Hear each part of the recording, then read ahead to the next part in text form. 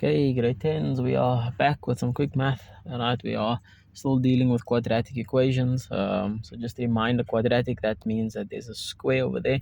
So we are dealing with a quadratic and equation. It is equal to something. Because we are dealing with a quadratic equation, we will most likely end up with two solutions, but I guess we'll see that as we move along. Okay, so the first thing that you're going to do when you're solving a quadratic equation, number one, is make sure that you have it in standard form. Okay, so when I say standard form, what I mean is you want it in the form ax squared plus bx plus c equals to 0. Okay, so what is that? That is the x squared term first, the x term second, and the constant at the end equated to 0. Okay, so we have it in descending powers of x. That's what you want, right? So the question that we are dealing with above, it is already in standard form for us, right? So it's already in standard form, but now we just need to go and solve it. So once we have it in standard form, the second thing that we're going to go do is we're going to factorize what's on the left hand side. Okay, so some factorization, that is a basic trinomial. So when we say basic trinomial, what we are saying is that there is a 1 in front of our x squared term. Okay, so here there's invisible 1 in front of our x squared term. And in order to factorize a basic trinomial, we are going to make two sets of brackets, one set, two sets of brackets. This is still equal to 0. Right, so again, this is a basic trinomial. What does that mean? There's a 1 in front of the x. Because this is a basic trinomial, I can go into my brackets and I can go immediately say x and x, because I know this is a basic trinomial. So if I look at the coefficient of the x squared term, this one that we've written over here, if I look at that, the factors of 1 is only 1. So the only options I have for something multiplied by something, I'm looking at factors, right, is going to be 1. Because of the basic trinomial, as soon as I make my brackets, I can go x and x. The next thing that I'm going to look at is my constant. So this number right at the back there. For now, we're going to ignore the negative. We know it is negative, and the negative is going to lead us to some thoughts a bit later on. But let's go with the 24. So what we're going to do is we're going to write down the factors of 24. So the factors of 24, we're going to put our factors like this. Can 1 go in there? Yeah, sure. 1 goes into everything. 1 times 24. And I want us to write it like this because when we go decide what goes into our brackets, we need a pairing. So we're going to put our values together. So 1 times 24 gives us 24. 2, yes, 2 goes in there. 2 times 12. Okay, 3, yeah, 3 goes in there. 3 times 8.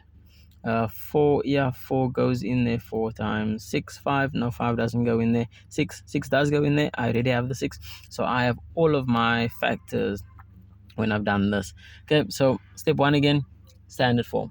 Step 2, made out two sets of brackets and we went x and x. We could do that because we know it's a basic trinomial. Basic trinomial, 1 in front of the x squared.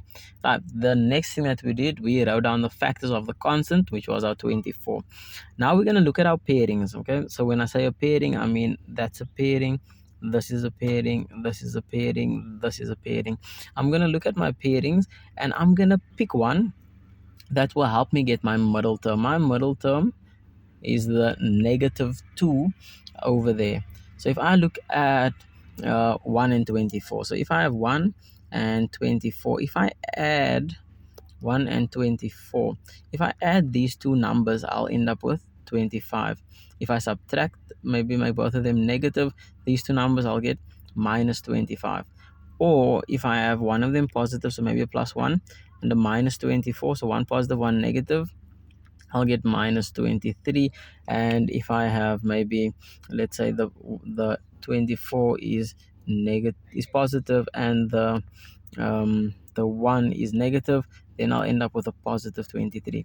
So the pairing 24 and 1, I can either get a 25 or I can get a 23. Neither of those are my middle term, so I'm going to discard this. I'm going to throw it away. It doesn't really help me.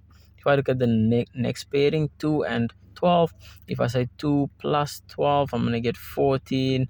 If I say 2 minus 12, I'm going to get 10.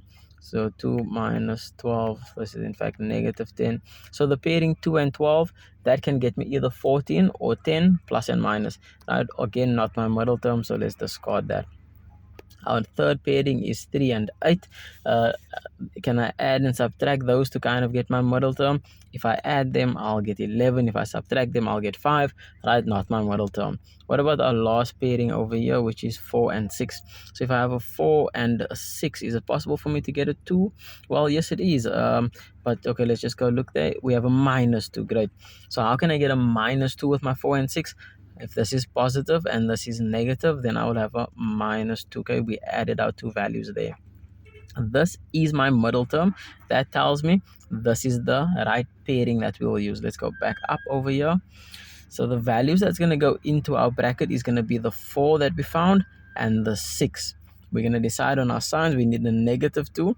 The 6 needed to be negative. Let's just go look back there. The 6 needed to be negative and the 4 needed to be positive. So this is going to be positive. Great. So we've done our factorization.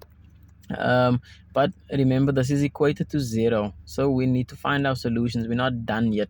So we're going to take our two brackets. This is the first one.